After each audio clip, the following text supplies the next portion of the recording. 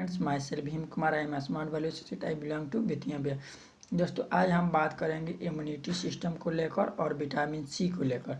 सबसे पहले क्या होता है इम्यूनिटी सिस्टम, क्या होता है उसके से पहले हम बता रहे हैं कि प्रोडक्ट के बारे में आपके पास किस किस तरह का नॉलेज होना चाहिए, तब प्रोडक्ट के बारे में आप बेहतर तरीक़ा से जान सकते हैं। सबसे पहले आपको प्रोडक्ट को खुद यूज करना पड़ेगा, आपके उस क्या फ़ायदा दिख रहा है, तब किसी को बताना। सबसे पहले प्रोडक्ट नॉलेज लेने के लिए 9 पॉइंट्स का आपके पास जानकारी होना चाहिए। सबसे पहले प्रोडक्ट का नाम क्या है, उसके बाद की ऑफ इंटीग्रेंट, उसमें क्या क्या चीज़ मिलाया गया, स्पेशलिस्ट उसका मुख्य तत्व का विशेषता क्या है, उसके बाद बेनिफिट उसका क्या फ़ायदा है, यूजेज उसको किस तरह से उपयोग करना है, कॉस्ट उसका कीमत कितना रुपया है, क्वांटिटी प्रतिदिन उसको उपयोग किस तरह से करना है, और पर डे पर यूजेज कॉस्ट अगर एक दिन में 2 टाइम यूज कर रहे हैं तो दोनों टाइम में उसका खर्च कितना रुपया लग सकता है। उसके बाद बताना है उसका पर्सनल एक्सपीरियंस, आप जब यूज किए तो आपका उससे क्या फ़ायदा हुआ उसके बारे में बताया जाता है। उसके बाद आता है इम्यूनिटी सिस्टम। इम्यूनिटी सिस्टम क्या होता है, यानी रोग प्रतिरोधक क्षमता।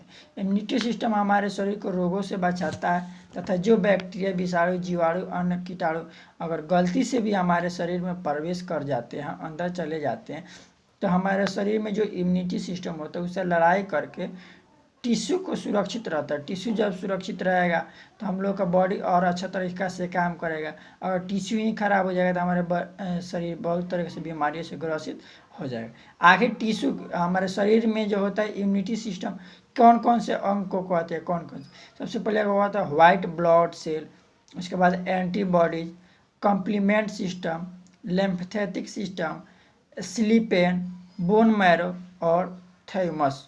ये होता है हमारे शरीर का इम्यूनिटी सिस्टम। आखिर इस सब का क्या काम होता है उसके बारे में बता रहे हैं।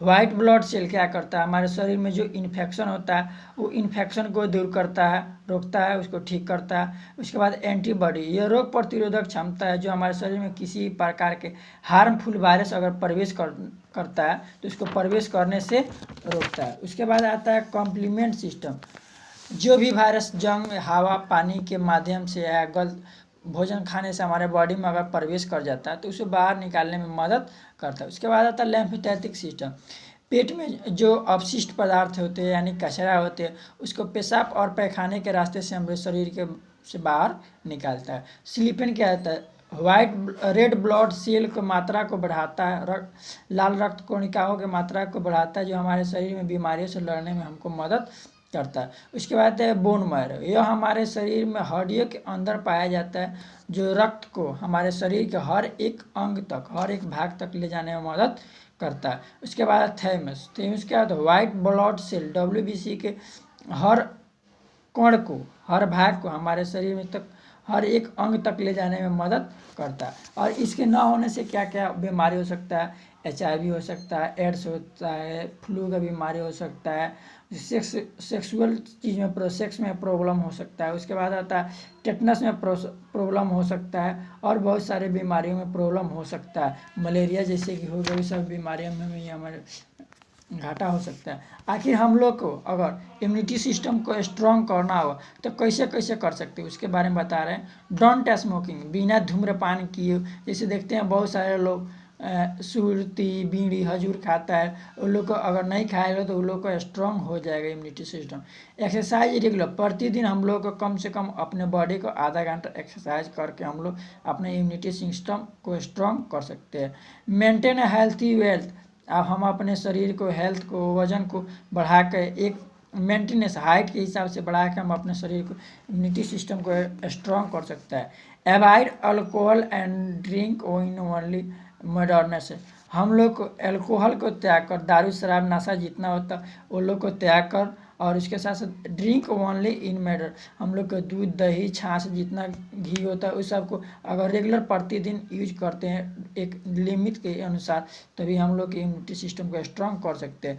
गेट एक्वायर्ड स्लीप, हम लोग को नियमित प्रतिदिन कम से कम 6 से 7 घंटा सोना है। ये नहीं कि 3 घंटा 4 घंटा सो गए, चाहे 12 घंटा 14 घंटा सो रहे, उस तरह से नहीं, हम लोग अपने नियमित 6 से 7 घंटा कम से कम सो सकते हैं।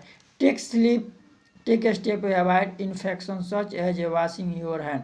हम लोग को हाथ को प्रतिदिन, हम लोग का जितना भी बीमारी का फैलाव होता है सब हाथ के जरिए होता है। हाथ से कभी इस सामान को छुए, कभी उस सामान को, हम लोग से पहले कोई और छुआ रहता है, क्या नहीं उसका कौन प्रॉब्लम है कौन नहीं है, इसलिए हम लोग को कोई भी चीज़ होता है छू के हम लोग का हाथ, इसीलिए आज कोरोना के कहर में भी लोग बता रहा है कि जितना भी हो सके हर आधा घंटा पर हम लोग का हाथ धोते रहना चाहिए, सैनिटाइजर का यूज करते रहना चाहिए। हम लोग को कोई भी बीमारी फैलता है तो सबसे मेन कारण होता है हाथ का। हाथ को हम लोग पहले अच्छी तरह से धोता रहना चाहिए हर आधा घंटा में। उसके बाद frequently and working meets and thoroughly, जो हम लोग मीट मछली खाते हैं उसको बढ़िया से पका के खाना है, अच्छी तरह से खाना है। कितना लोग काँचे ही खाते, तो काँचे नहीं खाते, काँचे में और तरह की बीमारी फैल सकता है। उसके बाद ट्राई टू मिनिमाइज स्ट्रेस, और तनाव को कम मात्रा में लेकर, तनाव जितना आज लोग तनाव लेकर छोटी छोटी बातों को लेकर तनाव मुँह चल जाता है, उस तनाव को कम करके भी हम अपने बॉडी को, इम्यूनिटी सिस्टम को स्ट्रॉन्ग कर सकते हैं। ये रहा इम्यूनिटी सिस्टम।